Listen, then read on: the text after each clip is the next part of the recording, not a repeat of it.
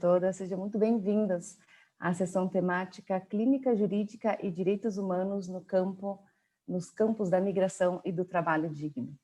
Eu sou a Cássia Nakano, faço parte da comissão organizadora do 4º Fórum Nacional de Clínicas e é com muita alegria que eu queria iniciar os trabalhos dessa sessão temática, que foi muito cuidadosamente coordenada pela professora Carolina Spack Kemmelmeier e pela professora Annelise Maximila Correia.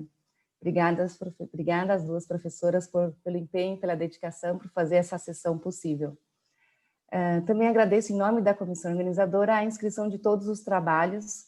Informamos que todos eles serão publicados posteriormente na forma de análise do evento. Alguns informes sobre a organização desta sessão, né? Neste formato webinar, a audiência não consegue abrir o vídeo ou o áudio, mas todos estão muito bem-vindos para interagir por meio do chat e também por meio do botão do espaço perguntas e respostas, que é o Q&A que está aqui abaixo. As perguntas que por ali chegarem vão ser encaminhadas pelas coordenadores para os autores dos trabalhos a quem a pergunta estiver sendo direcionada. Agora eu gostaria de passar um brevíssimo vídeo apresentando a rede de clínicas que será lançada amanhã ao final deste evento, mas para que vocês já conheçam de antemão. Então, só um instante que eu vou aqui compartilhar. Eu não consigo compartilhar aqui a minha tela por enquanto. Deixa eu tentar novamente.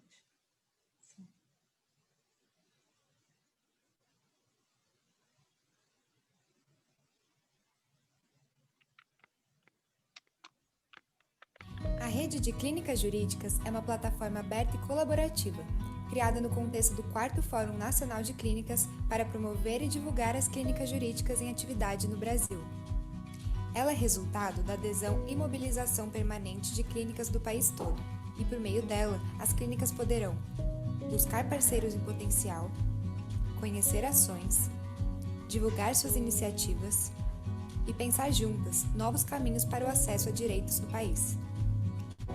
Vamos juntos fortalecer a comunidade de clínicas jurídicas no Brasil? Acesse o site e faça parte dessa rede.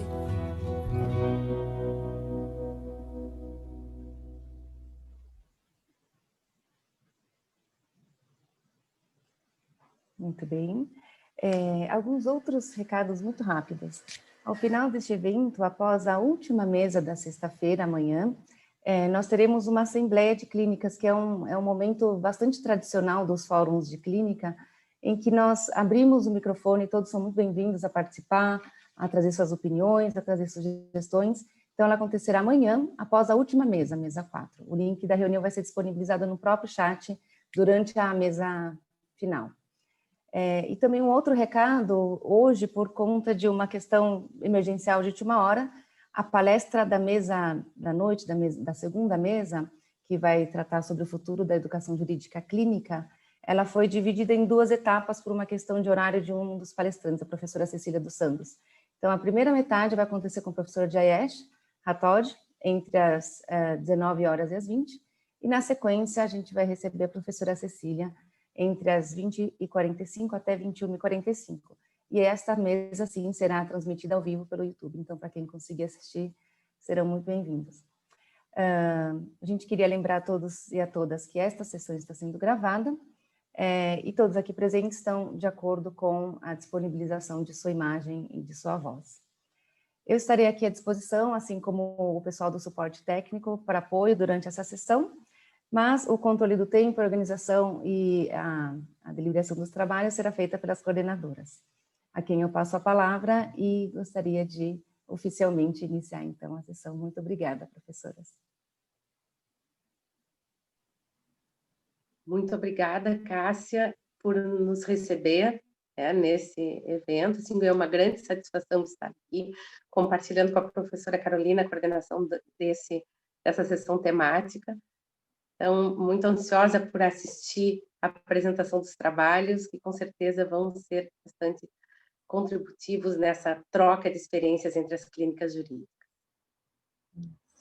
Deixa eu ver se está certo. Tá. Bom dia, agora aquele bom dia oficial a todas e todos aqui.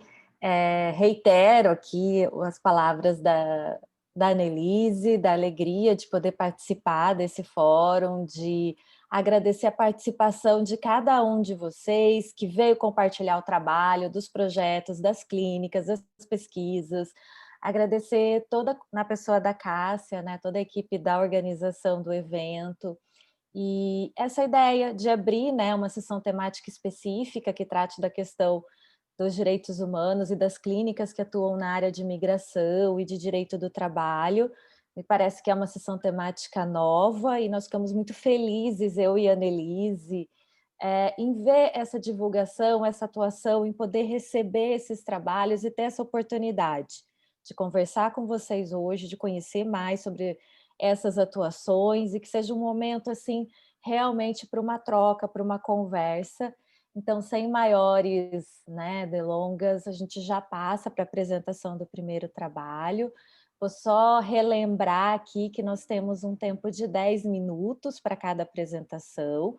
Nós vamos seguir a ordem da apresentação, que foi enviada previamente pela organização. Eu aviso, eu e a Annelise vamos colaborar aí no controle do tempo desses 10 minutos, então faltando uns 2 minutinhos para encerrar o tempo, se vocês concordarem, a gente manda um aviso pelo chat, né? E encerrada essa rodada de apresentação, eu gostaria de sugerir daí que a gente deixasse a meia hora final para a gente fazer uma conversa, um debate sobre os trabalhos, esclarecer eventuais dúvidas e pensar aí em questões que possam, né, motivar os nossos trabalhos, que possam criar novas sinergias. Então, colocado isso, eu vou passar, então, vou convidar a nossa primeira apresentadora, que é a Grace Pelacani, da Uniandes, e que tem o título do trabalho A Migração no Contexto Colombiano, Perspectivas desde a Educação Legal Clínica. Seja muito bem-vinda, Grace. Bom dia, Cássia, bom dia, Carolina, bom dia, Annelise, bom dia a todas e a todos. Muito obrigada por essa apresentação. Meu nome é Grace Pelacani, eu sou professora na Faculdade de Direito da Universidade dos Andes, na Colômbia, em Bogotá, e essa apresentação é um trabalho que eu compartilho com a Carolina Moreno, que também está aqui. A Carolina não fala português, então eu vou fazer essa pequena introdução e logo eu vou apresentar o trabalho em espanhol. Claramente, no final, eu vou traduzir para a Carolina todas as perguntas que vocês tiverem sobre o trabalho e eu vou tentar aclarar todas as dúvidas que possam ter por causa do idioma. Então, muito obrigada. Para nós é uma felicidade estar aqui, poder compartilhar o trabalho da Clínica Jurídica para Migrantes. A clínica foi criada em junho de 2019, em Bogotá, na Colômbia. A Carolina Moreno é a diretora dessa clínica. Eu sou professora na clínica. A clínica também tem uma assessora jurídica, que é a Laura Gib. Ahora paso entonces al idioma en español para ir presentándoles pues el trabajo que hemos preparado, que lo que pretende es compartir con ustedes algunas reflexiones que venimos haciendo en el marco del trabajo que la Clínica Jurídica para Migrantes de la Universidad de los Andes desarrolla en Bogotá con la población migrante. Creemos que los retos a los que se enfrenta la clínica en su trabajo diario con esa población y también en la formación de estudiantes en derecho migratorio en ese momento en Colombia se debe a algunas características, algunos retos particulares que presenta hoy en día el fenómeno migratorio pues en el Estado colombiano. Creemos que esos retos se deben entonces a algunas particularidades de esta migración que está compuesta sobre todo por personas migrantes provenientes de Venezuela que se encuentran en situación migratoria irregular. Creemos también que otro factor que consiste o que informa estos retos es también el tipo de gestión migratoria que el Estado colombiano ha querido dar a la migración en esos últimos años. Y finalmente, las dificultades también se debe al hecho que el derecho migratorio de por sí como materia recibe poca atención o no recibe atención en las facultades de derecho colombianas. Esas son dificultades a las que nos enfrentamos diariamente en la clínica. Compartiremos entonces con ustedes algunos elementos esenciales del contexto migratorio colombiano para que podamos entender esas reflexiones, en qué contexto se enmarca.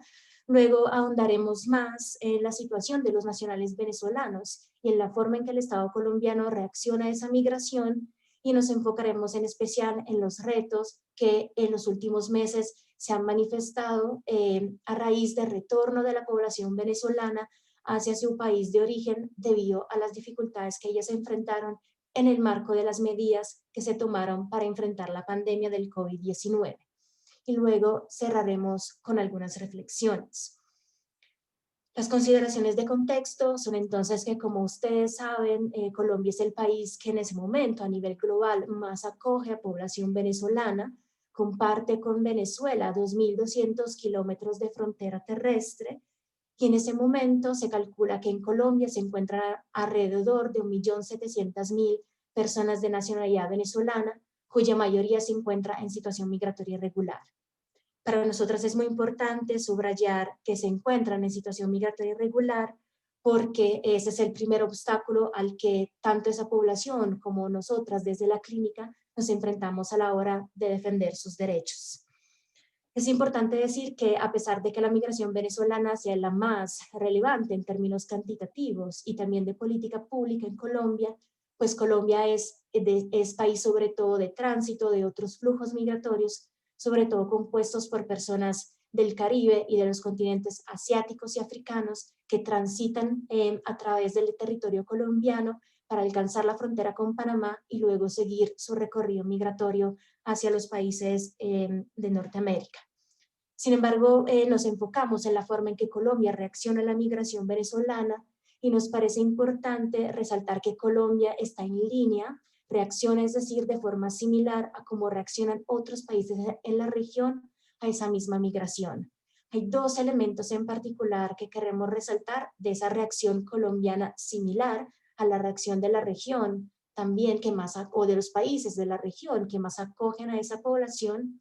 Y esos dos elementos son, en primer lugar, que Colombia también crea un permiso especial ad hoc para población venezolana, que como ustedes conocen es el permiso especial de permanencia.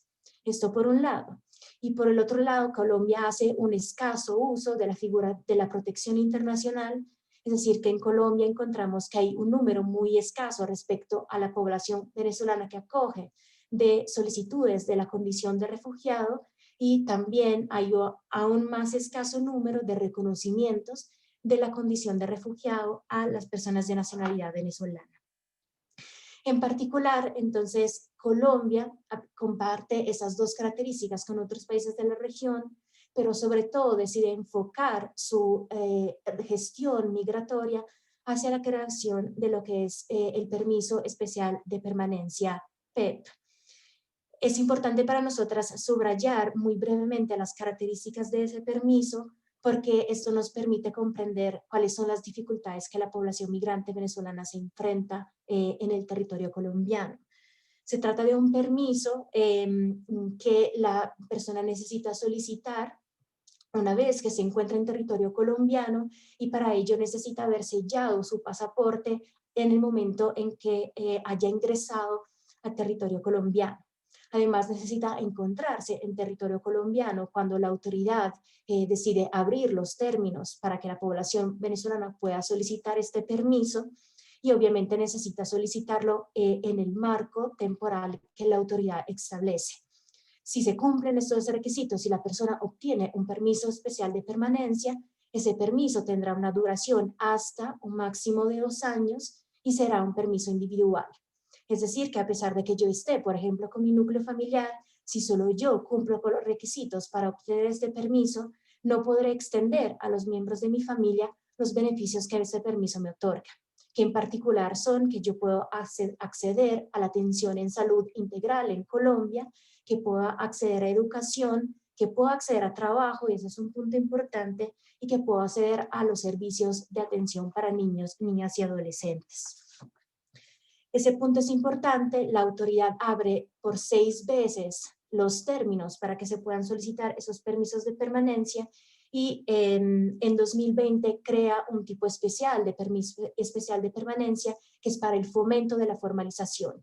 Siendo esa una sesión sobre trabajo digno también, ese es un permiso particularmente relevante porque permite a las personas nacionales venezolanas que estén en situación migratoria irregular solicitar este permiso y así regularizar su situación cuando cuenten con una oferta formal de trabajo. A pesar de que eso pueda parecer muy ventajoso para esa población, desde la clínica notamos que hay muchas dificultades para que la persona pueda acceder a este permiso a partir del hecho que tiene que contar con una oferta formal del trabajo y que ese permiso tenga que ser solicitado por parte del empleador y no por parte de la persona migrante. Así que queda fuera de su alcance, digamos, o actuar para obtener ese permiso, sino que necesita poder presentar una oferta formal de trabajo.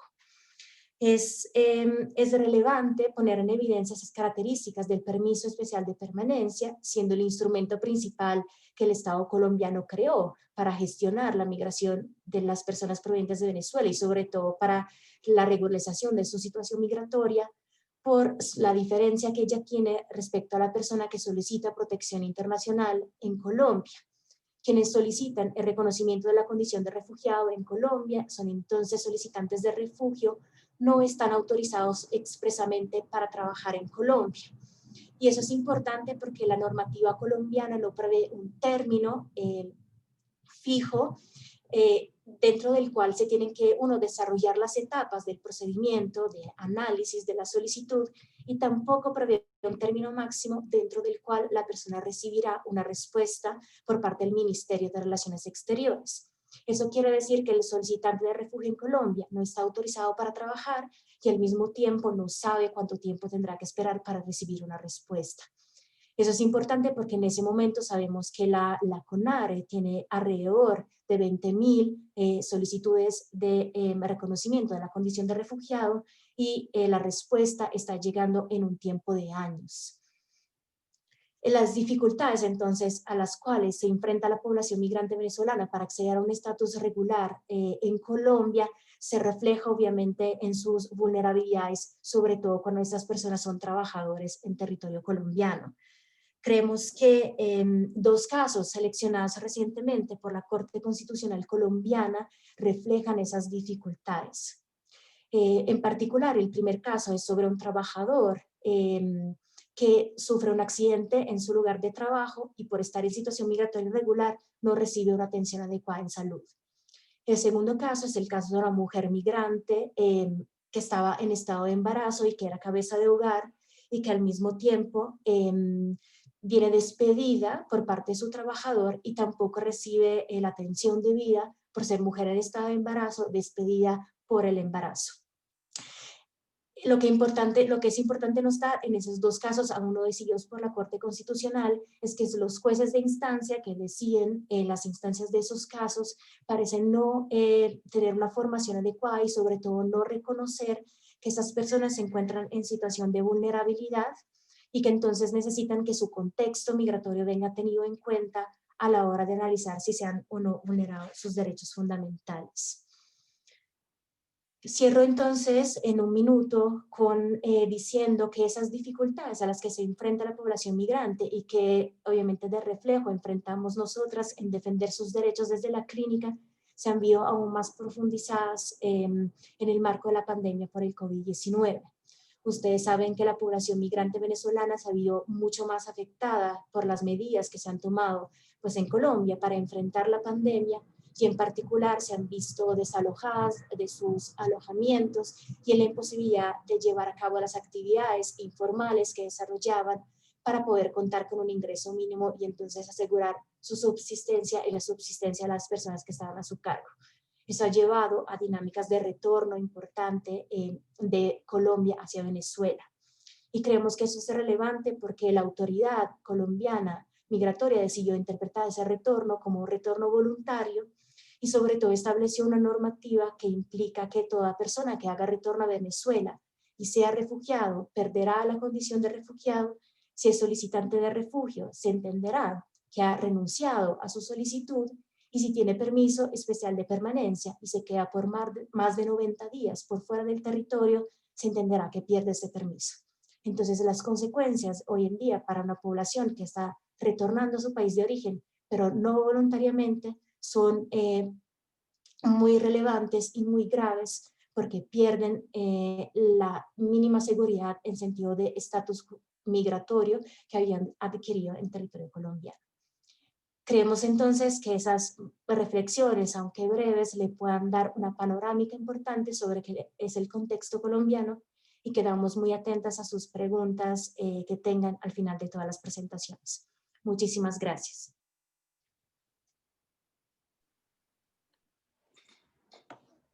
Obrigada, Grace. Obrigada pela apresentação.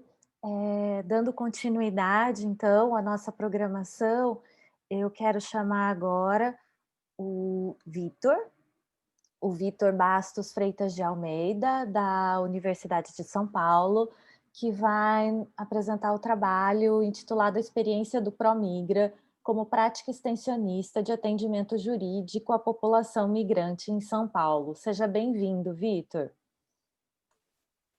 Obrigado, Carolina. Obrigado a todos os organizadores também. Queria agradecer principalmente a você, a professora Carolina, a professora Annelise, mas a toda a organização do fórum. Eu vou compartilhar aqui um PowerPoint. Vocês me confirmem se está aparecendo. Está aparecendo, gente? Sim. Ótimo. Bom, então eu vou tentar aqui, muito brevemente, contar um pouco sobre o Promigra, em linhas gerais, e especificamente sobre a nossa frente de atendimento jurídico, que constitui aí uma atividade clínica também. Então, vou falar um pouco sobre o Promigra, mas esse trabalho ele foi feito a 3 mãos, por mim, pela Juliana e pela Mariana. E primeiro eu queria introduzir um pouco sobre o Promigra. Nós somos uma extensão vinculada à Faculdade de Direito da USP. O nosso início remonta a 2015. No início nós tínhamos membros só da Faculdade de Direito da USP, éramos aproximadamente 10 à época. E, enfim, com o passar dos anos fomos nos abrindo a membros de outras universidades, de outras áreas do conhecimento. Hoje temos aproximadamente 50 membros ativos. E o Promigra surge com um objetivo principal de levar o acesso aos direitos da população migrante através da orientação jurídica na cidade de São Paulo.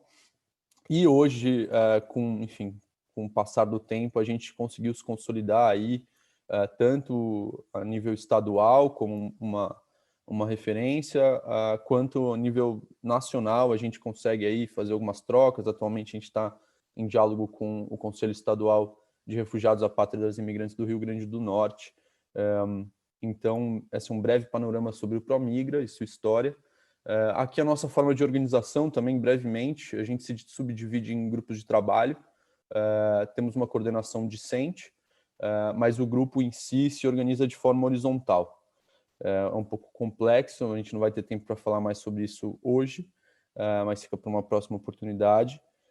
Então, hoje a gente vai falar do grupo de trabalho atendimento, que é o grupo de trabalho que cuida justamente da orientação jurídica à população migrante. Nós temos outros GTs, outras frentes, que fica para uma outra oportunidade de compartilhar com vocês. Sobre o grupo de trabalho atendimento, eu estou coordenador desse GT junto com a Juliana Nakano. Estou aí já há alguns anos ajudando na coordenação desse GT. É um grupo de trabalho que nós fomos aí com o próprio desenvolvimento do Promigra, firmando os nossos princípios, né? Então, nós começamos lá em 2015, 2016, nosso atendimento era feito no Departamento Jurídico, 11 de agosto, que é o departamento jurídico da Faculdade de Direito da USP, e fomos identificando lá que o próprio formato dos atendimentos em plantão, o local, o horário comercial, podiam ser um impeditivo para muitos trabalhadores, principalmente, para muitos migrantes que precisavam de orientação jurídica. A partir disso, a gente foi vendo como era importante valorizar a descentralização do serviço de orientação jurídica e entender o Promigra como uma instituição com essa flexibilidade. A partir disso, também a gente percebeu a importância de criar espaços de atendimento fora do horário comercial para conseguir atender de alguma forma a demanda dos trabalhadores que não têm condições de pedir uma dispensa no trabalho.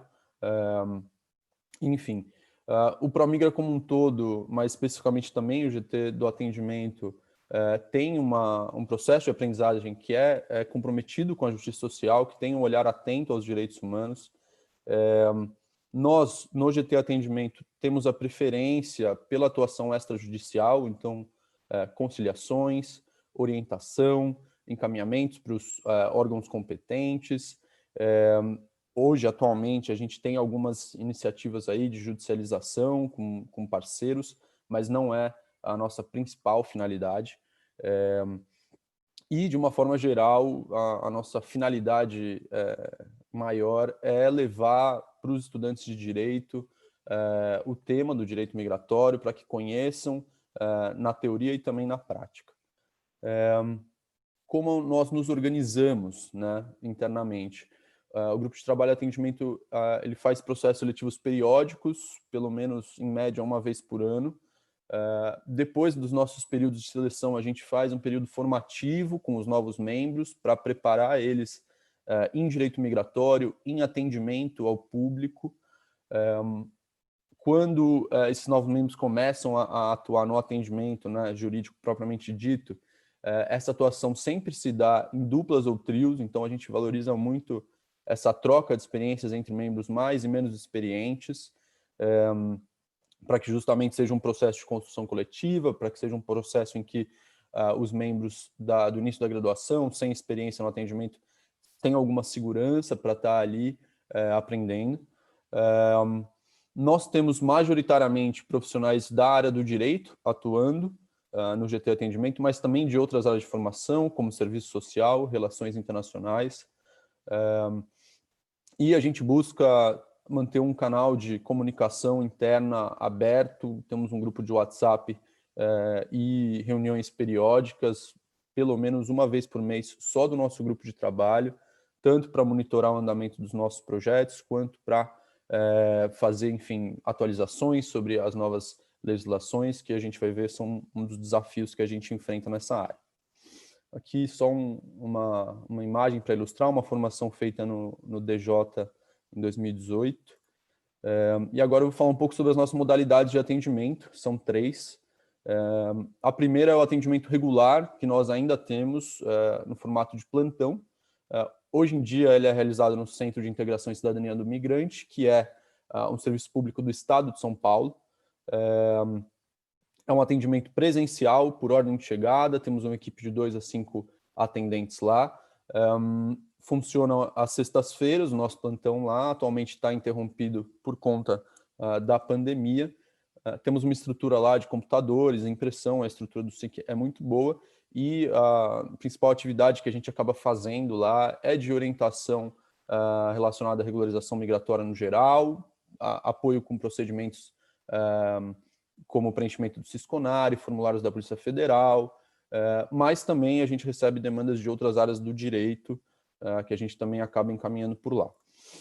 A segunda frente de atendimento é o atendimento itinerante, que acontece no formato de mutirões previamente agendados. Então, a gente, em grupo, vai até um local em que a gente sabe que existe uma grande demanda por atendimento jurídico de comunidades migrantes. A gente prioriza levar esse atendimento para regiões periféricas que não têm acesso ao serviço de atendimento da rede que está mais centralizada.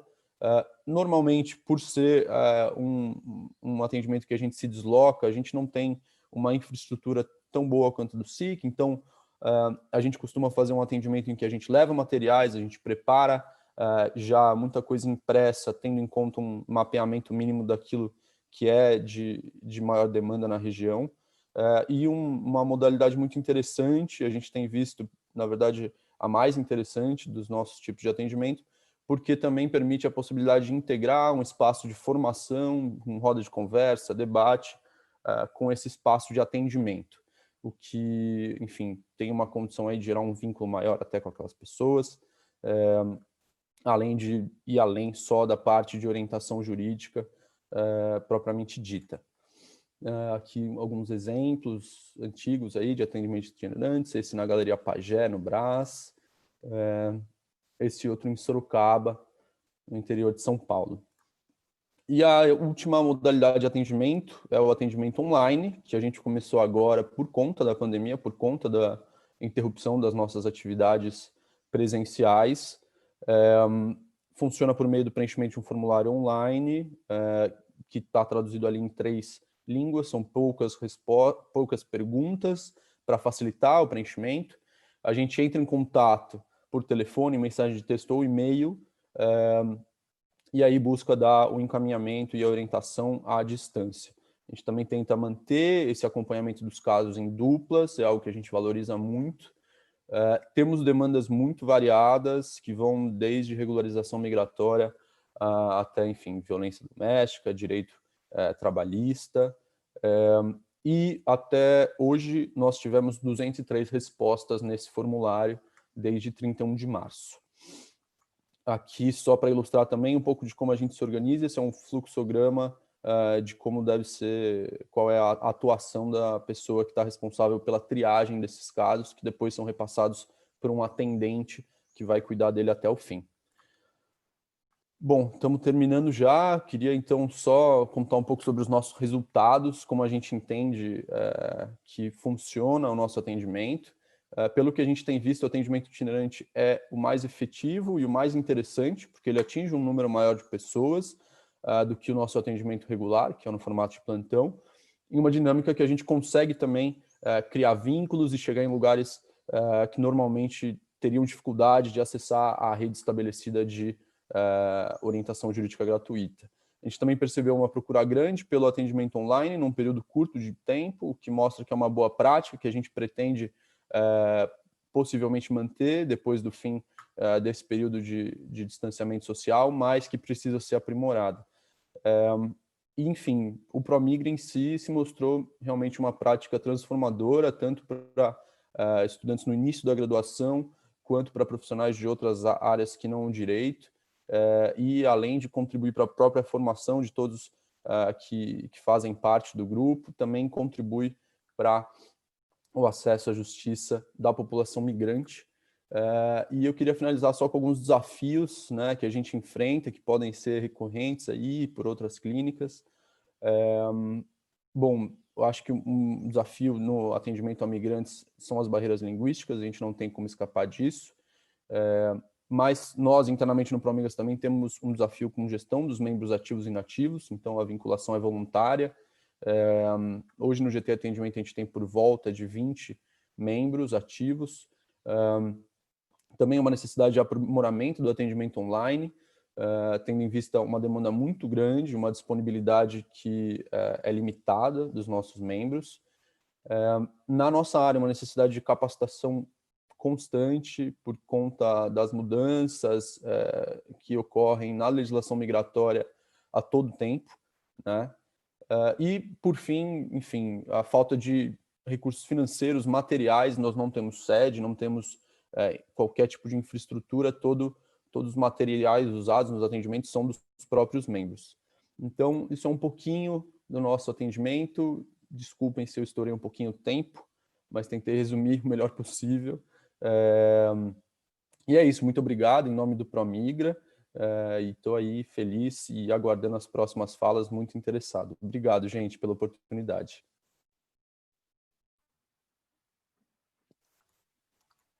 Deixa eu ver se eu tô... Tá. Vitor, obrigada por compartilhar a experiência do Promigra conosco, excelente. Vamos então, seguindo a nossa metodologia, dar continuidade, vamos ouvir agora a apresentação do trabalho, né? Da Catarina Lopes Escodro, né, e da Universidade de São Paulo e da Universidade Federal de Uberlândia, que vai conversar com a gente sobre clínica de enfrentamento ao trabalho escravo da Universidade Federal de Uberlândia e trabalhadores haitianos, relatos de experiência a partir do direito a um projeto de vida. Seja bem-vinda, Catarina. Bom dia, pessoal. Meu nome é Catarina e eu vou apresentar esse trabalho junto com a Ana Maria, que é advogada voluntária da clínica, e ela vai começar a exposição. Olá, pessoal, bom dia. Meu nome é Ana Maria, eu sou advogada da Clínica de Enfrentamento ao Trabalho Escravo e juntamente com a Catarina, a gente fez esse trabalho. Bom, a clínica ela é vinculada à Universidade Federal de Uberlândia e o nosso trabalho, de forma geral, ele se propõe a relatar a experiência que nós tivemos enquanto clínica mesmo, com os trabalhadores haitianos aqui no nosso município de Uberlândia. De forma geral, nossa atuação ela foi feita com o objetivo de realmente coibir a exploração dessa mão de obra imigrante através da capacitação desses imigrantes no que tange aos seus direitos trabalhistas, para que assim eles pudessem exigi-los. Bom, de uma forma geral, falando um pouco da nossa clínica, ela foi fundada em 2016 pela professora Márcia Leonora, da Faculdade de Direito, aqui da Universidade Federal de Uberlândia, e atualmente ela conta com 10 estagiários e eu de advogada voluntária, juntamente com a nossa querida coordenadora. A nossa clínica, ela atua na análise da motivação das circunstâncias pelas quais as pessoas realmente estão submetidas à condição de trabalho análogo de escravo.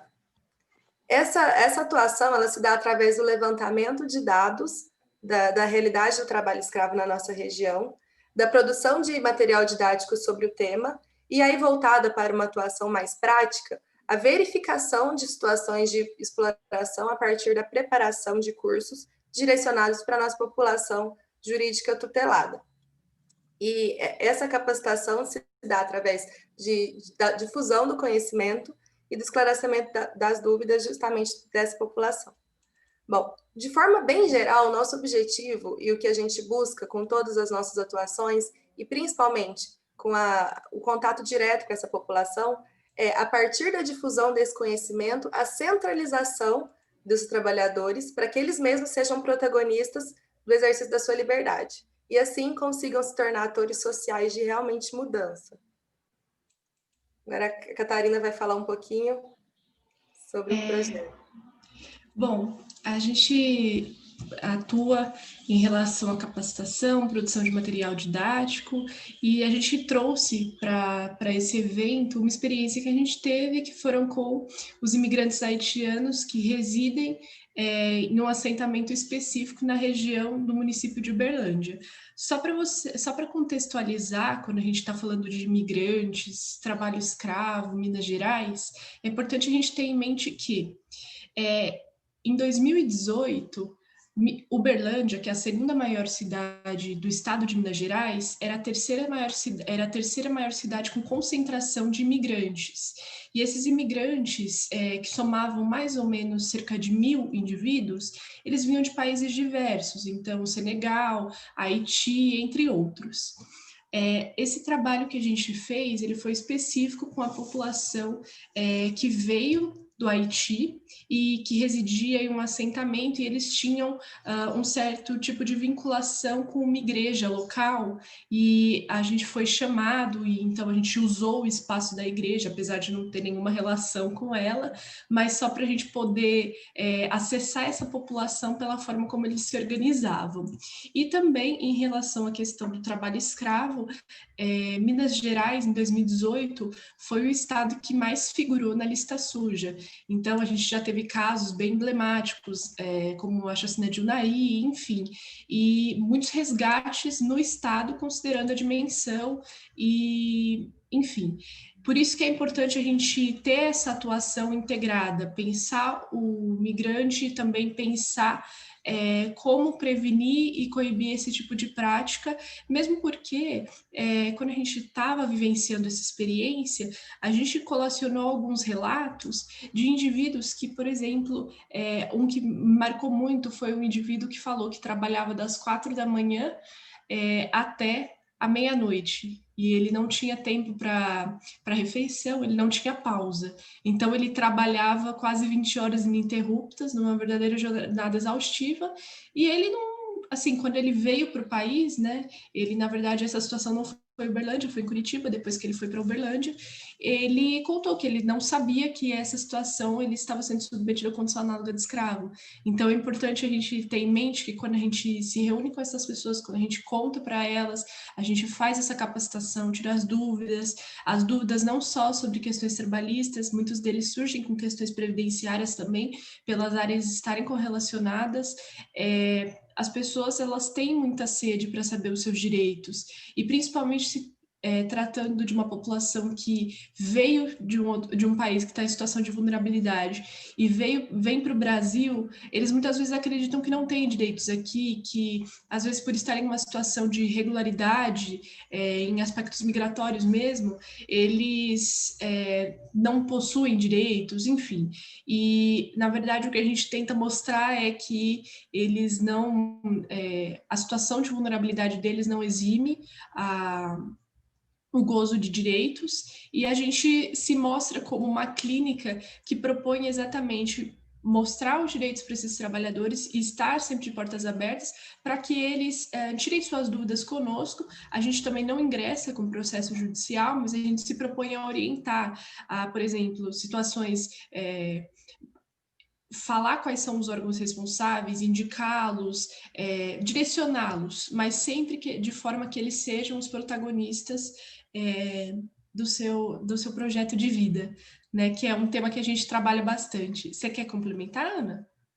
Eu acho que o mais interessante na nossa experiência foi justamente olhar para esse trabalhador imigrante como um sujeito de direitos, no sentido de que, além dele estar num país que ele não domina a língua, que ele está longe das suas famílias, porque principalmente eles trabalhavam tanto, assim, com essa jornada tão exaustiva das 4 da manhã à meia-noite, como o exemplo que a Catarina falou, para mandar dinheiro para suas famílias que ficaram, ou para tentar trazê-los para junto deles aqui no Brasil.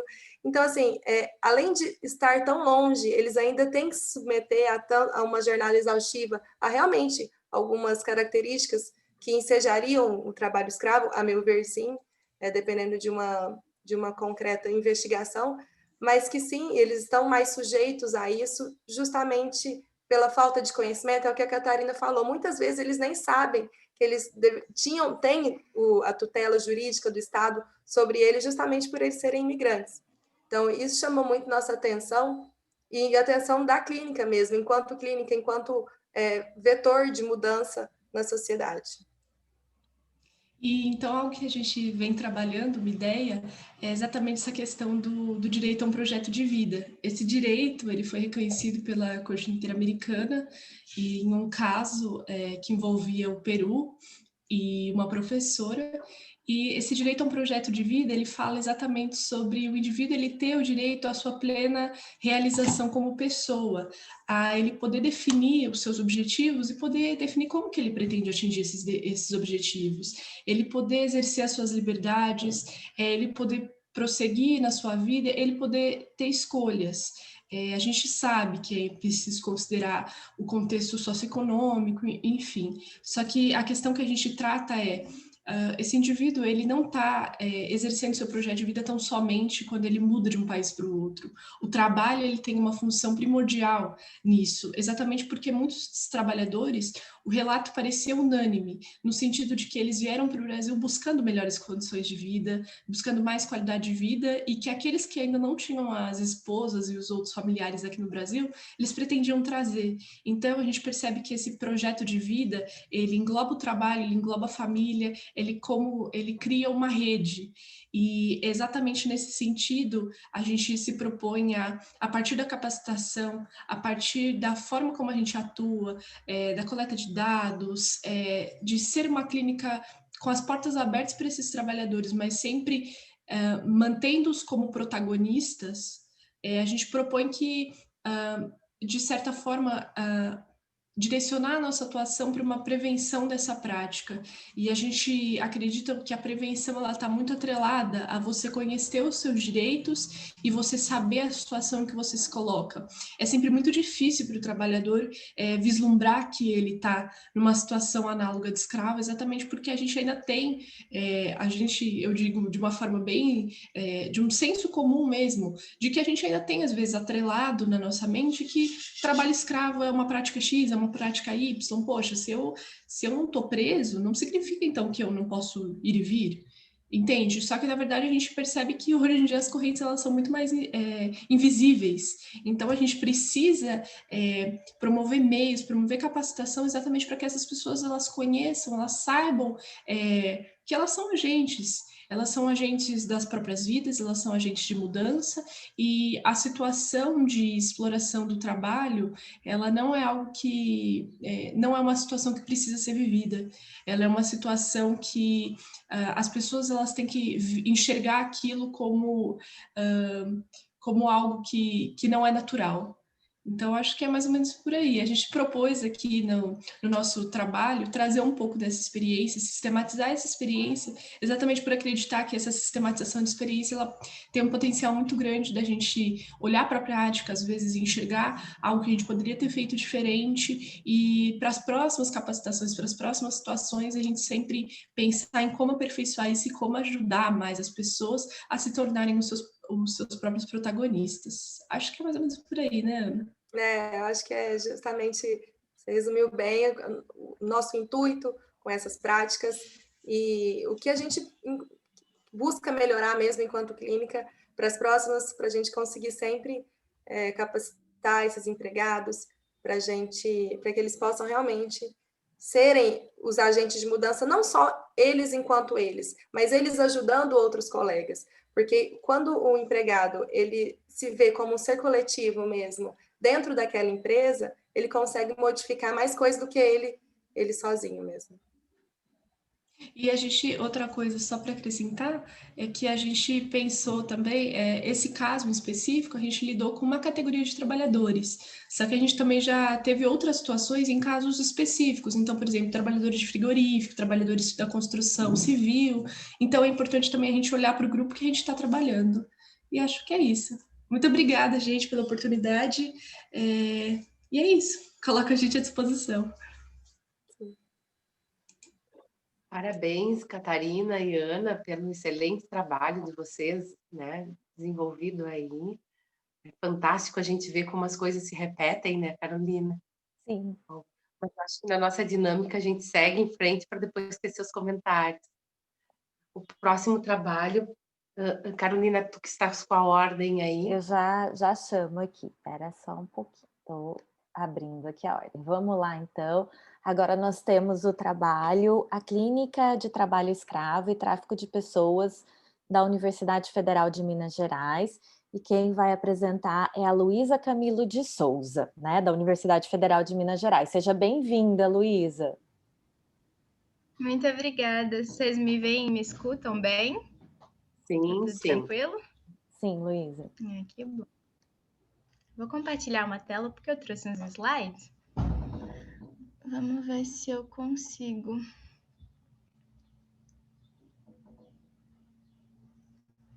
Espero que vocês estejam vendo.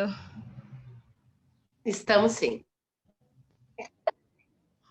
Que bom. Vou deixar carregar a primeira página e aí eu começo a apresentar para vocês.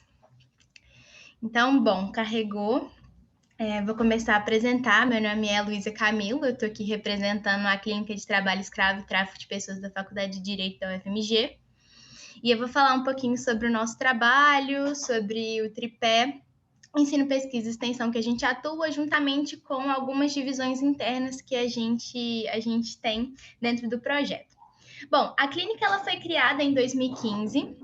Ela está vinculada à Faculdade de Direito da UFMG e ela é coordenada por 2 professores da casa, que é o professor Carlos Henrique Borlido Haddad e a professora Lívia Mendes Moreira Miraglia. E ela faz parte de uma experiência pioneira na formação de um sistema internacional de clínicas de direito, que foi desenvolvido em 2011 pela Universidade de Michigan, num projeto que chama Clinect ATS. Esse projeto, ele visa criar justamente essa rede de clínicas jurídicas de trabalho escravo e tráfico de pessoas que vão se conectando no mundo inteiro e vão trocando experiência e justamente levando uma justiça social. A clínica, ela presta assistência judiciária gratuita a pessoas em situação de trabalho análogo ao de escravo, também em coordenância com pessoas que foram traficadas, né? O crime de tráfico de pessoas dentro da modalidade que se insere também o trabalho escravo, conforme tipificado no artigo 149 do Código Penal Brasileiro e do 149-A do Código Penal Brasileiro, que vai falar um pouquinho sobre tráfico de pessoas. A clínica ela vai atuar desde o acolhimento e entrevista dessas vítimas até uma futura proposição de uma ação, caso a gente veja os pressupostos desse trabalho escravo e ajuizando a gente pode ajuizar tanto na área penal, tanto na área trabalhista, só que a gente segue mais uma área trabalhista dentro desses crimes e pleiteando várias demandas, como intrajornada, interjornada, periculosidade, condições degradantes e por aí vai. Bom, até agora, desde 2015 até atualmente, a gente já tem mais de 80 processos ajuizados, muitos desses já chegaram a trânsito julgado. E eu vou falar um pouquinho, né, para esclarecer o que seria, então, essas hipóteses de trabalho análogo ao escravo, que são 4. Tem o trabalho forçado, que é o mais conhecido. Igual a Catarina falou, muitas pessoas elas acreditam que o trabalho é só esse trabalho forçado. O trabalho escravo é só o trabalho forçado em que a pessoa ela é exigida a continuar nesse trabalho por ameaça, por sanção, mas hoje em dia é muito mais sutil, então a gente também tem essas jornadas exaustivas, que é aquele trabalho de natureza física ou mental que, por sua extensão ou por sua intensidade, acarreta violação do direito fundamental do trabalhador. Notadamente, ele vai estar relacionado à segurança, saúde, descanso, convívio familiar e social. Condições degradantes, que daqui de Minas Gerais, é uma das que mais aparece nos nossos casos, né? Que é condições de que negam a dignidade da pessoa humana pela violação dos seus direitos fundamentais, notadamente nos dispostos nas normas de proteção. E também tem a servidão por dívida, que também é um caso, infelizmente, muito recorrente aqui em Minas Gerais, principalmente aqui em Belo Horizonte, que é quando o trabalhador ele passa a ser cobrado dele tudo e ele trabalha, mas ele não ganha nada, nenhum salário, justamente para pagar essas dívidas, seja do material que ele usa para estar fazendo trabalho, seja do transporte dele para ir ao trabalho, seja do alojamento. Então, infelizmente, a gente tem muitos casos desses. E aí, a clínica ela busca combinar justamente esse tripé de ensino, pesquisa e extensão. Juntamente com seus extensionistas, a clínica ela é formada pelos 2 professores coordenadores por extensionistas. Hoje em dia a gente gira em torno de 15 extensionistas, mais 3 advogados orientadores, que se dividem em equipes e efetivam esse tripé de ensino, pesquisa e extensão, justamente capacitando os extensionistas e realizando pesquisas. A gente já publicou 4 livros.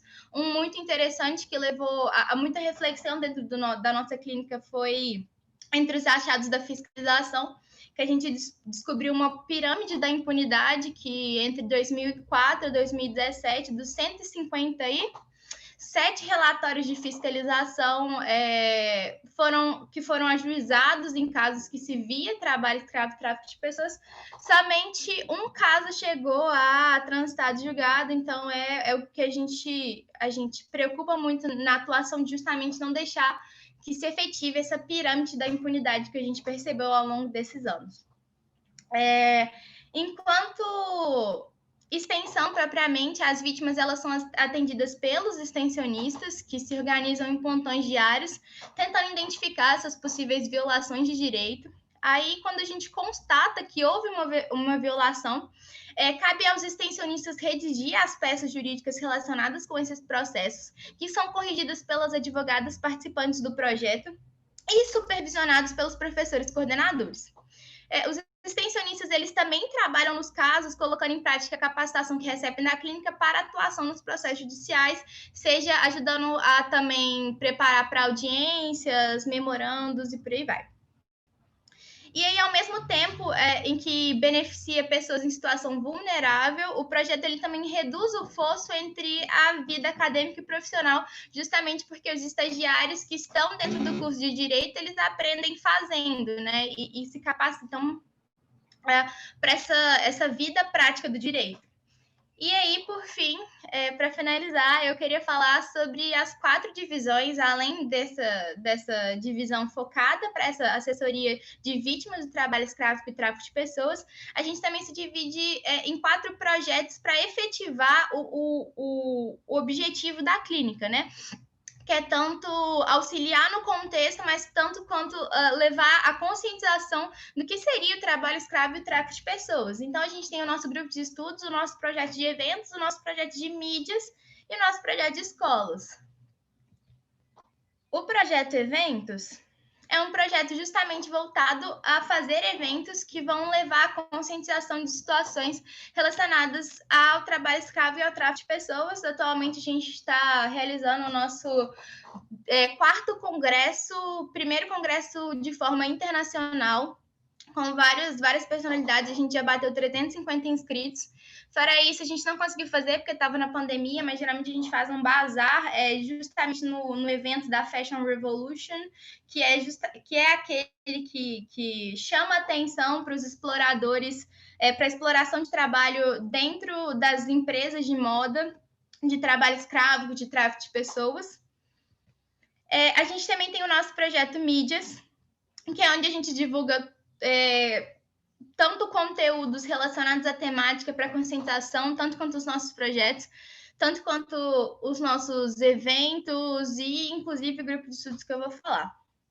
O projeto Escolas é um projeto que os próprios extensionistas eles vão em escolas dar aulas para os alunos sobre a temática. Infelizmente, a gente não está conseguindo fazer tanto isso na pandemia, porque a gente ia fisicamente nas escolas e agora está um pouco difícil deles cederem horário, mas a gente está conseguindo ir em algumas e é sempre uma troca muito grande, porque é onde os jovens eles também começam a entender o contexto que eles estão inseridos e se conscientizar mais e levar para dentro das suas casas o que é o trabalho escravo e o tráfico de pessoas.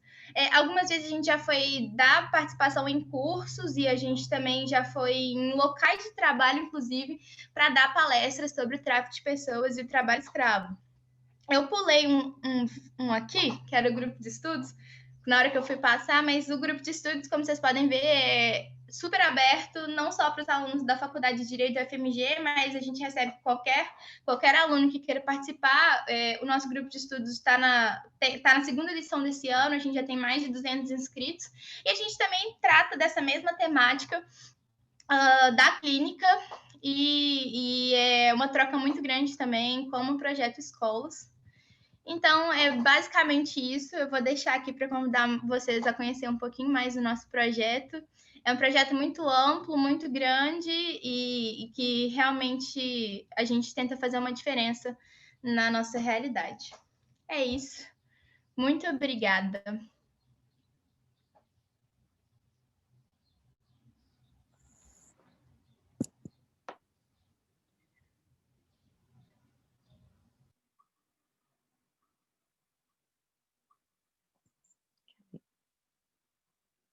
Parabéns, Luísa, parabéns, o trabalho de vocês é fantástico aí, deve dar um baita orgulho mesmo fazer parte de um trabalho como esse, né?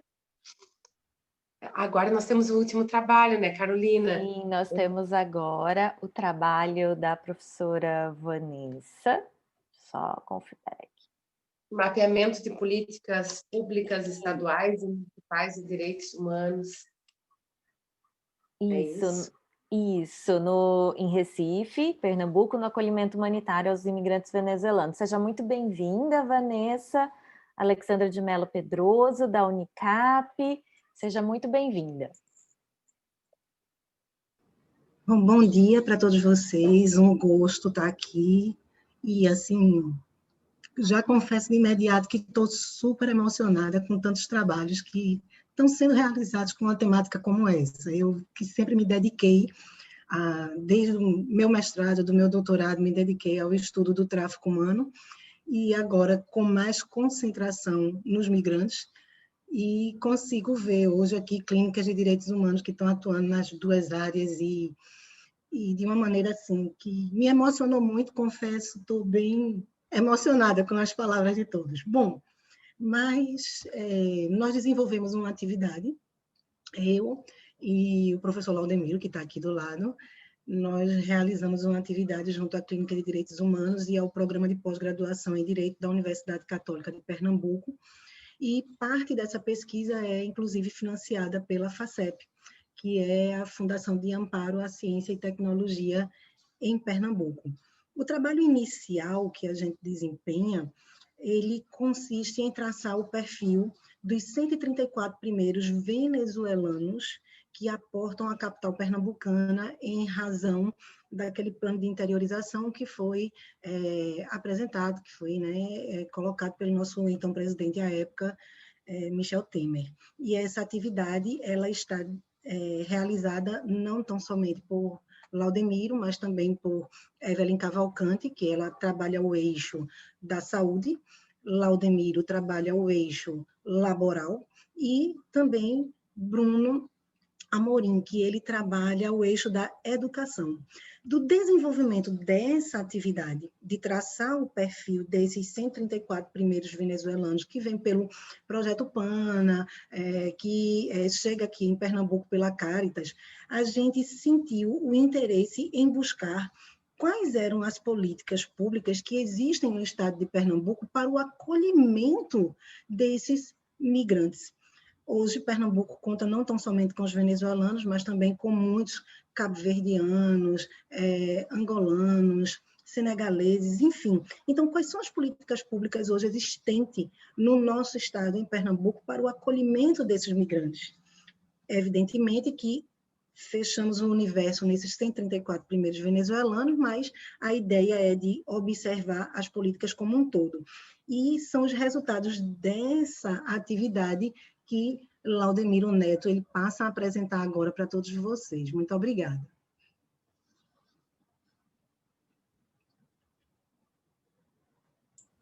Bom dia, pessoal, tudo bom? Vanessa, bota só o áudio em... Desculpe. Gente, como a professora Vanessa estava ressaltando, esse nosso trabalho ele decorre de uma atividade em conjunto, certo, com os nossos colegas Evan e Bruno, e nós, ao percebermos esse fluxo migratório que estava a chegar principalmente ao estado de Pernambuco e à cidade do Recife, nos anos de 2018, 2019, fez surgir em nós uma certa inquietação, no sentido de passar a perceber se os direitos e garantias fundamentais que esses imigrantes fazem jus aqui dentro do nosso território estavam sendo realmente aplicados, estavam sendo concretizados. Isso por quê? Porque quando a gente olha para o estado de Roraima, principalmente na perspectiva do município de Pacaraima, nós passamos a perceber que aqueles dois entes eles estavam muito encharcados de novos indivíduos e, com isso, as políticas públicas, principalmente voltadas para a área da educação e para a área da saúde, elas não estavam sendo condizentes com a realidade local. Então, ao fazer esse procedimento de interiorização, o nosso Estado ele passa a assumir esse compromisso com aqueles imigrantes de que aqui, chegando, eles vão ter um tratamento mais digno, um respeito a esses valores que foram em outrora consagrados. Então, ao perceber essa realidade, nós começamos a nos questionar. Olha, será que realmente dentro do nosso Estado, dentro da nossa federação, houve uma preparação para o recebimento desses imigrantes? Ou não? Nós trouxemos ele para cá e estão potencializando uma violência que eles já vêm sofrendo desde o período a qual eles deixaram o país e ingressaram dentro do território brasileiro. Pensando nisso, nós buscamos estabelecer uma pesquisa junto aos poderes legislativos, no âmbito estadual, a Assembleia Legislativa, e no âmbito local, a Câmara de Vereadores da cidade do Recife, para fazer uma análise de se havia políticas públicas voltadas a esse grupo em si, e se essas políticas públicas foram pretéritas ou a posteriori à chegada deles. Quanto à perspectiva da Assembleia Legislativa, nós analisamos as propostas dos 49 deputados estaduais, que estão desenvolvendo a sua legislatura ainda nos anos de 2019 a 2023, que foi o período a qual esses últimos venezuelanos chegaram aqui no nosso estado. Em relação à Câmara de Vereadores, nós pegamos a 17ª legislatura, que faz parte dos anos de 2017 a 2020, e buscamos fazer essa análise nesses dois campos de se haveria tais políticas. Para tanto, o universo de pesquisa residiu tanto no campo estadual como no campo municipal. E nós, assim, passamos a dividir a pesquisa em dois momentos. Primeiro, nós analisamos a perspectiva da Câmara dos Deputados, aliás, da Assembleia Legislativa, e, posteriormente, da Câmara de Vereadores. Nesse momento, nós identificamos, dentro da Assembleia Legislativa, um percentual de 792 propostas que eram voltadas a essa concepção da saúde e da educação por todos os nossos deputados estaduais. Para com o campo dos vereadores, nós analisamos 1.403 propostas, buscando sempre duas vertentes, a área da saúde e da educação. Por que isso? Porque quando a gente passa a analisar o texto constitucional, nós passamos a perceber que essas duas temáticas elas são de competência de todos os entes da federação numa análise concorrente, e não exclusiva da União. Então, esses estados e esse município eles estão aptos a trabalhar essa perspectiva. No campo da saúde, nós identificamos na Assembleia Legislativa, das 792 propostas, nós identificamos 93 voltadas à área da saúde. E no campo da Câmara de Vereadores, nós identificamos 54 propostas dentro da Assembleia Legislativa voltada à educação. Dessas propostas, das 93 voltadas à saúde, das 54 voltadas à educação, nenhuma delas estavam direcionadas aos imigrantes. Por sua vez, quando nós vamos para a Câmara dos Vereadores, nós, como eu citei agora há pouco, analisávamos 1.403 propostas. Destas, 167 seriam da área da saúde e 130 seriam da área da educação. E, novamente, nós nos deparamos com um dado que inquieta e que nos assusta, qual seja, também nenhuma das propostas seriam voltadas a essa perspectiva da imigração. Para que nós podemos tratar essa temática, nós usamos palavras-chave na análise das propostas, consistentes em nós buscarmos as expressões estrangeiro, migrante, imigração, refugiado e migrante com uma perspectiva genérica, né? E delas, nenhuma foi dialogada, nenhuma foi voltada especificamente à atuação dos imigrantes. Então, nossa clínica está desenvolvendo um possível projeto para enviar justamente para a Câmara de Vereadores e para a Assembleia Legislativa, apontando o resultado dessa pesquisa e pedindo uma atenção especial para com esse grupo que vem ao nosso Estado, que faz jus a esses direitos e garantias fundamentais que, por vezes, não estão sendo bem analisadas, não estão sendo bem concretizadas, fazendo com que aquela perspectiva do direito declarado ao direito posto fique cada vez mais em linhas opostas, em uma polaridade, por vezes, abissal. E a gente passa a perceber, com isso, uma realidade desses imigrantes aqui na nossa localidade, cada vez mais degradante, em condições, muitas vezes, de ruas, nos sinais de trânsito, principalmente durante o período da pandemia. E isso faz com que o Estado ele também seja responsabilizado, uma vez que nesse processo de interiorização, o ente federativo ele tem que se comprometer em não apenas receber esses estrangeiros, mas, acima de tudo, fazer valer a eles aqueles direitos que outrora foram consagrados. Então, esse foi o resultado de nossa pesquisa, que nos assustou por perceber que, muito embora nós tivermos aderido ao projeto de interiorização, esse, por vezes, não foi concretizado no plano legislativo estadual e municipal. Certo? Então, seria esses pontos que nós passamos a tratar. Falar alguma coisa, Vanessa, para complementar? Não, eu só tenho a agradecer. Infelizmente, eu gostaria que estivessem todos aqui hoje, não tão somente Laudemiro, mas também Bruno, também Evelyn. Tenho certeza que os três juntos poderiam condensar, né, de maneira bem, assim, não tenho nem o que falar porque Laudemiro foi perfeito, a pesquisa foi realizada, mas seria interessante que tivéssemos todos os três juntos apresentando esses resultados, mas tenho certeza que eles estão representados na fala de Laudemiro. A pesquisa foi feita com muito cuidado, né? Uma atividade a pesquisa tem sido realizada com entrevistas desses 134 primeiros venezuelanos. Posteriormente, passamos a essa etapa e agora vamos galgar um novo plano da nossa pesquisa. Passamos a um terceiro momento e, quem sabe, aí sim, consolidamos ela, fechando até, creio que, março do ano que vem ela estará fechada para apresentação. É isso. Fico à disposição de todos.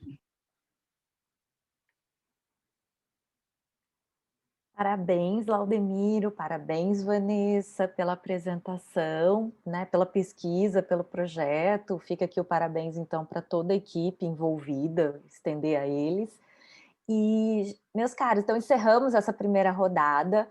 Nós temos 15 minutos para a conversa, o que já me deixa de coração apertado, porque eu imagino que nós teríamos, né, só de ouvir a fala, da vontade de passar aí um dia todo conversando com vocês, e que esse diálogo possa permanecer, que esse seja só um primeiro momento, né? Nós já temos um grupo agora de WhatsApp via esse evento, então que essa seja uma oportunidade de uma primeira conversa, de um início de conversa, mas não um ponto final. E eu não sei se vocês concordam de metodologia, não sei se a Annelise concorda, mas eu queria deixar num primeiro momento aberto, né?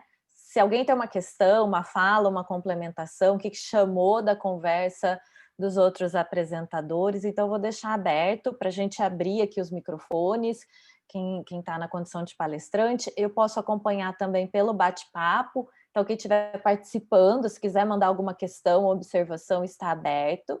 Então, eu vou deixar esse momento, se alguém já tem uma questão para fazer, se não, eu vou colocar as minhas, que eu tenho várias, mas eu gostaria muito de ouvi-los. Professora, desculpa, eu posso perguntar? Claro, por favor. Né, primeiro, eu queria colocar aqui, eu adorei o trabalho de todos, mas é uma dificuldade que nós temos na nossa clínica aqui em Pernambuco. E como Luísa, ela colocou essa atividade dentro da clínica dela, então eu gostaria até de compartilhar essa ideia com ela, né, de saber como é que isso acontece aí em Minas Gerais.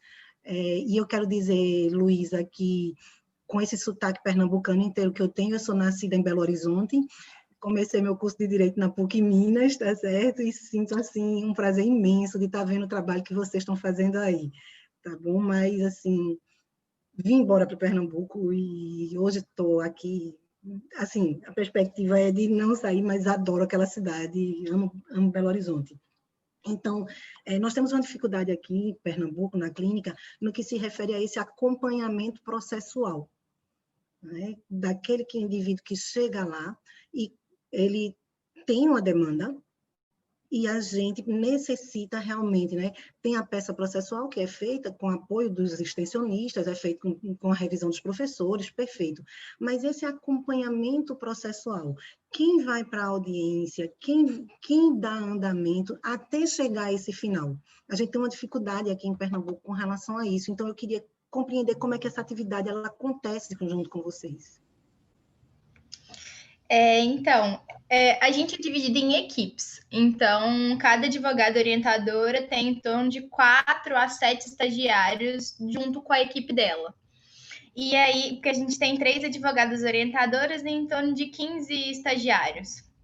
Porque alguns estão saindo agora, alguns estão entrando, a gente está em torno de 15. E aí, a estagiária é a pessoa a orientadora é a pessoa que vai acompanhar o processo efetivamente e vai fazer os repasses para os estagiários. E ela que vai na audiência, o estagiário é o apoio, né? O extensionista é o apoio. Então, é a gente que escreve as peças e é ela que corrige, mas é ela que divide a demanda para a gente. A gente ajuda junto a ela a preparar para a audiência, mas na hora de falar, é ela que chega lá e fala. E acima das equipes, né, que a gente agora está em 3 equipes, existem os professores coordenadores que estão em constante diálogo com as advogadas que coordenam as equipes. E aí eles fazem algumas correções necessárias, eles dão algumas orientações. Então, por exemplo, a gente pegou um processo muito grande de Patos de Minas, que é sobre uma carvoaria que estava acontecendo trabalho análogo ao escravo. Então, foi repassada a demanda para as advogadas, elas repassaram para os estagiários, nós escrevemos a peça completa a petição inicial, elas corrigiram e a professora e o professor, eles auxiliaram um pouco em algumas nuances da peça e do próprio processo, de como a gente iria ajuizar e tudo mais, para dar início justamente ao processo e ao ajuizamento. Então, não sei se eu fui clara, mas eu espero ter sido essa a nossa... Foi ótimo. Foi ótimo. Essas professoras são advogadas da clínica ou são professoras do curso? Tem dois professores, né? Uma professora, a professora Lívia, e o professor Carlos Haddad. Os dois são professores do curso de Direito. E as advogadas orientadoras já são formadas. E aí elas compõem a clínica como advogadas que orientam os estagiários. E aí tem os estagiários que são os alunos da graduação. Okay. Vanessa, só compartilhar com vocês também um pouco da experiência que nós temos aqui na nossa clínica, aqui no Rio Grande do Sul, onde o que a gente faz, né, o GEMIGRA, ele tem uma atuação, e o que a gente faz normalmente? A gente trabalha em parceria com serviços de atendimento jurídico da universidade. Então, fizemos tudo, né, e como alguns dos professores que integram o GEMIGRA, eles também são vinculados ao serviço de assistência jurídica, o que a gente faz? A gente encaminha e elabora tudo e depois termina tendo o controle institucional por meio do serviço de assistência jurídica, com o nosso apoio, permanente apoio especializado. Mas é assim que a gente faz para que a gente possa ter um controle desses processos. Joia, ok. A gente tem essa dificuldade realmente burocrática dentro da instituição, por isso que eu queria compartilhar as experiências de vocês. Obrigada. Muito obrigada pela pergunta, Vanessa, pela resposta, Luísa. E acho que é uma dúvida complementar que eu tenho nesses casos, tanto da clínica que está atuando com trabalho escravo, né, quanto a clínica de Uberlândia.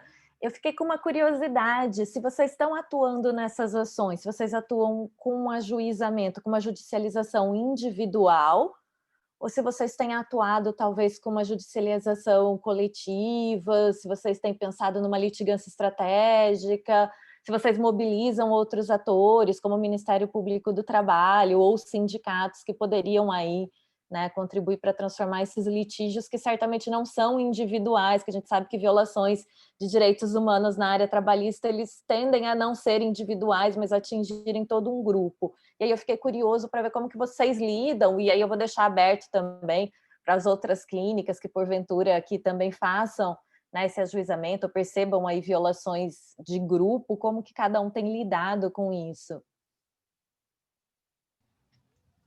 Fica à vontade, Luísa. Pode? A gente pode fazer a ajuização coletiva, só que a escolha pelos professores foi justamente na individual,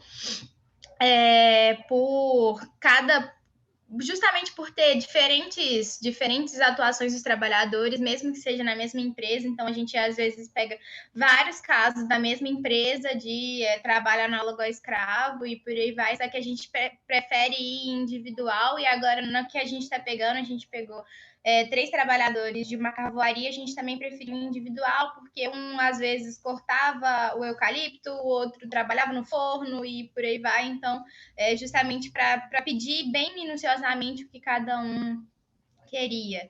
E a outra parte, me perdoa, mas eu esqueci. Você perguntou mais alguma coisa? Ou não? fiquei com dúvida se vocês faziam alguma parceria quando vocês recebem essas violações, se isso é encaminhado para o Ministério Público do Trabalho. Assim, a gente atua também em parceria, né? Algumas vezes o Ministério Público chama a gente, às vezes a gente faz algumas trocas de experiência, inclusive dentro da própria universidade, a gente tem a DAJ, né? Que é o Departamento de Assistência Judiciária, que a gente atua às vezes em conjunto, eles passam algumas demandas para a gente e vice-versa. É isso. Essa atuação específica da carvoaria, eu acho que você não sei se você leu no chat, Luísa, a gente está em conjunto nesse projeto. E especificamente especialmente nesse, um defensor público da União nos procurou, né? A gente fez um convênio, porque é muito aberta essa situação da tutela jurídica, porque não é competência da Defensoria Pública do Estado, e aí fica essa concorrência entre DPU e MPT, mas mesmo sendo abordagem diferente.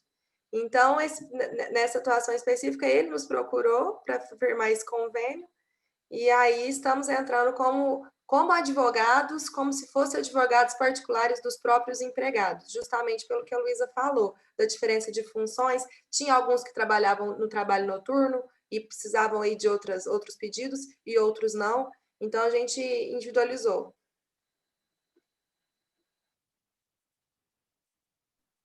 Perfeito, Ana, perfeito.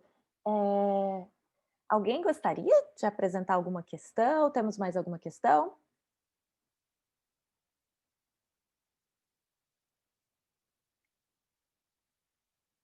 Estou vendo aqui no chat, estou acompanhando no bate-papo. Eu vou, enquanto o pessoal cria coragem, então, eu sou muito curiosa. Eu queria perguntar para o Vitor agora, que comentou dos atendimentos, Vitor, e eu sei que vocês estão com essa experiência recente do pro bono e da judicialização e também de questão laboral. A gente comentou bastante da questão, né, migratória, do direito migratório, da situação migratória, mas eu não sei se pela fala de vocês a gente percebe, no projeto aqui em Foz do Iguaçu, na Clínica de Foz, a gente também percebe que existe uma grande violação de direitos laborais, né, do direito ao trabalho digno. Como que está sendo essa experiência de vocês, de judicialização, do pro bono? Então, vocês estavam falando de judicialização, eu estava até me segurando aqui, porque esse é um tema que ele é latente, eu acho, para nós, principalmente no Promigra, porque, enfim, dentro da Faculdade de Direito nós temos já uma instituição que é, por natureza, a clínica judiciária, mas o Promigra atua também com atividade de orientação jurídica, que é próprio de clínica judiciária no GT Atendimento, né? Só que a questão da judicialização sempre foi debatida internamente. No início, a gente começou com os atendimentos extrajudiciais e o debate sempre amadureceu no sentido de que nós não temos uma vinculação. Existem advogados no grupo, que fazem parte do grupo, nós temos professores coordenadores docentes, mas nós não temos um enquadramento para advogados atuarem propriamente e vão se responsabilizar pelos casos enquanto advogados do projeto. Todos têm o mesmo... A gente não tem uma distinção de cargo dentro do Promigra. Então, por conta disso, e também por conta da vinculação temporária, da possibilidade das pessoas saírem por conta de mudanças nos projetos de vida, nós sempre optamos por não judicializar, por entender que, como a professora Vanessa trouxe, essa preocupação com acompanhamento depois do processo, tem processos que podem se alongar muito tempo, e por conta disso nós nunca decidimos judicializar. Recentemente, por conta aí de uma parceria com o Instituto Pro Bono e a Comissão de Direitos dos Migrantes e Refugiados da OAB de São Paulo, nós conseguimos criar um fluxo para começar, assim, a ter casos que a gente recebe tendo a possibilidade de judicialização. Inclusive é um projeto que eu vou apresentar amanhã de manhã na ST5,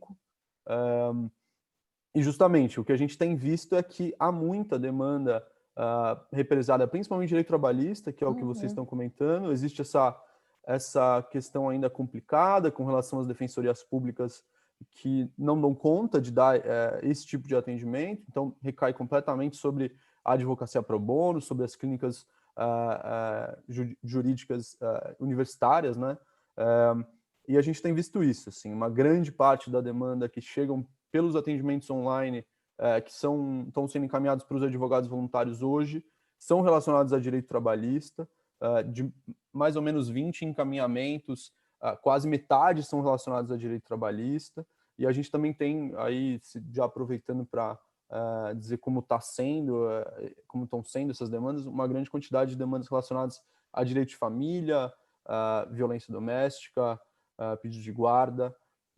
Então, são as principais demandas que têm chegado, que a gente tem conseguido encaminhar via judicialização nesse momento. Mas, para nós, ainda precisamos, por exemplo, evoluir na parte do acompanhamento desses casos, é o que a gente está construindo, está aprendendo, inclusive, só tenho a agradecer também por todo esse compartilhamento aí de experiências, vamos ficar com os contatos para poder continuar aí trocando em rede e poder eventualmente se aperfeiçoar a partir do que todo mundo já está construindo em cada lugar, né? Mas obrigado, Carolina, e também fico aí à disposição para a gente continuar conversando e trabalhando junto. Obrigada, Vitor. Eu que agradeço. Eu acho que é um tema realmente aí, ou a judicialização em si ou não pela clínica, mas o acompanhamento dos casos, isso é uma questão que tem nos preocupado bastante também. Como não só dar informação, mas poder ter um acompanhamento do caso para ver o que tem acontecido de fato com aquele migrante, com aquela migrante, ou com a demanda laboral, né, para as clínicas que atuam não focado especificamente, mas na área do trabalho digno, é saber, tá, te encaminhei para a DPU, o que aconteceu? Te encaminhei para o MPT, o que aconteceu? Né, de não ser simplesmente um trabalho, vamos dizer assim, informativo. E eu imagino que seria muito bacana a gente poder manter esse contato até para fazer uma compilação de dados e para ver o que se repete em cada região e em cada cidade de vulneração, né, de direitos aí humanos dos migrantes, seja área trabalhista, de violência familiar, enfim, e fazer esse mapeamento, o que tem de específico, o que tem de comum, e a gente pensar em litigância estratégica ou advocacy, e ver o tamanho da questão realmente, ter dados para cobrar a construção de política pública. Então, me parece que seria um caminho, não sei se vocês concordam, se parece uma fala interessante, mas é uma questão que a gente tem discutido bastante na clínica, e eu acho que esses eventos e essas redes de contato talvez sejam uma oportunidade para a gente fortalecer as nossas atuações e sentir que tem essa possibilidade de fazer coisas assim que ultrapassem a dimensão local e que criem sinergias interessantes. E, gente, acho que a gente está bem no limite de tempo. Ai, a gente passou, vamos brigar comigo, mas eu vou aproveitar e usar esses 3 minutinhos finais. Eu queria muito agradecer a participação da Grace e da Carolina, que compartilharam a experiência da Colômbia.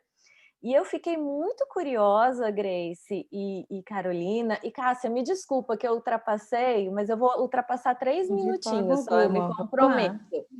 É que eu queria muito ouvir, eu fiquei muito curiosa, vocês comentando aí a situação de como vocês têm uma negativa plena para os migrantes venezuelanos, uma questão que até é superada aqui para nós no Brasil, de acesso à saúde, acesso à educação, se isso for judicializado. E eu tive a impressão, Grace, que você comentou de uma judicialização ou de uma discussão disso no âmbito constitucional. Se isso já aconteceu na Corte Constitucional, se está para acontecer, se vocês poderiam esclarecer um pouco mais sobre isso. Claro. Muito obrigada pela pergunta, Carolina. Sim, realmente a grande dificuldade que tem os migrantes venezuelanos, porque a maioria da população migrante que a clínica atende é venezuelana, apesar que a clínica está, obviamente, aberta a migrantes de qualquer nacionalidade, é a questão do status migratório. A população venezuelana tem uma grande dificuldade na Colômbia para poder ter acesso, né, a esses tipos de permissos, sobretudo porque ela chega sem documentação da própria Venezuela. Então, tem uma dificuldade muito grande a ter um passaporte, a ter um certificado de nascimento, qualquer tipo de documentação oficial. Então, qualquer forma de regularizar os status migratórios deles através desses documentos encontra, né, um obstáculo muito grande. E a Corte Constitucional, particularmente a partir do ano 2017, começou a selecionar muito mais casos sobre pessoas migrantes que vêm da Venezuela. Então, ela produziu, nesses últimos 3 anos, um conjunto de decisões importantes, algumas a favor, outras em contra, obviamente, mas que começaram a mostrar que a corte tem muito mais interesse que nos anos retrasados para começar a estabelecer alguns limites, sobretudo porque a Colômbia, por exemplo, não tem uma lei sobre imigração. Então, nós temos resoluções, decretos que estão, obviamente, ditados pelas autoridades do governo. Então, nós precisamos de alguém, nesse caso da corte, que limite esse autuar. E a corte selecionou vários casos, entre esses 2 casos que eu comentei. Esses casos não foram decididos aún, eles foram selecionados o ano retrasado e esse ano, mas eles aún não foram decididos. Então, a clínica teve a possibilidade de apresentar um escrito para a corte, e realmente nós insistimos no fato que esses juízes, eles precisam começar a estudar o direito migratório, porque nós encontramos uma grande ignorância, né, com todo respeito, sobre os detalhes da matéria, e, sobretudo, eles não estudam, eles não consideram, na hora de decidir, qual é o contexto da pessoa, por que razão a pessoa está trabalhando, por exemplo, sem ter os documentos necessários, né, para ser regularizada, e que significa para ela, por exemplo, ter um acidente no lugar de trabalho e não poder receber uma atenção em saúde adequada. Então, são 2 casos que foram selecionados, mas não tem ainda uma decisão da corte. Perfeito. Obrigada, Grace, pelos esclarecimentos. Muito interessante acompanhar. Quando tiver notícias sobre isso, por favor, compartilhe com a gente. Achei muito interessante, assim, a atuação de vocês, o projeto e toda a descrição, né, dessa movimentação que tem acontecido aí na Colômbia. Muito obrigada pela participação.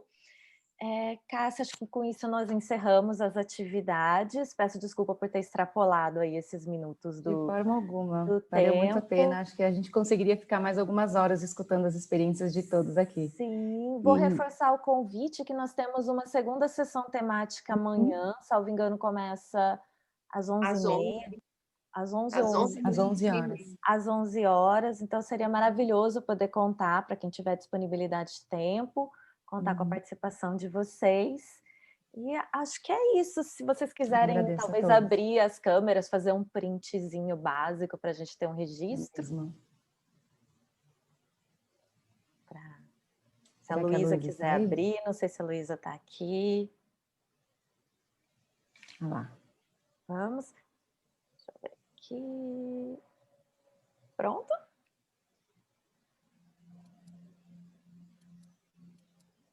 Ótimo, gente. Então, registrar aqui meu agradecimento a todas e todos, passar a palavra para a Nelise.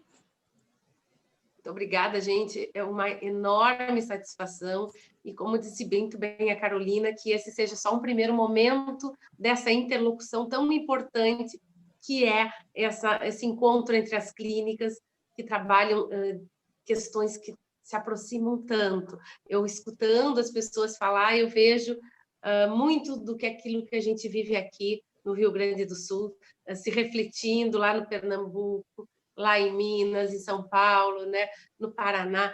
Então, é extremamente importante que a gente consiga manter, a partir deste espaço, esta reunião para essas trocas de experiências e esses planejamentos conjuntos das nossas ações. Muito obrigada pela participação de todos.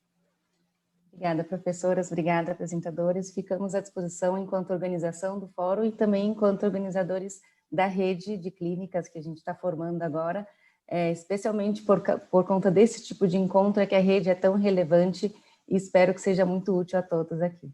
Obrigada, tenham um ótimo resto de dia. Tchau, tchau, gente. Tchau, tchau. Tchau, tchau, gente.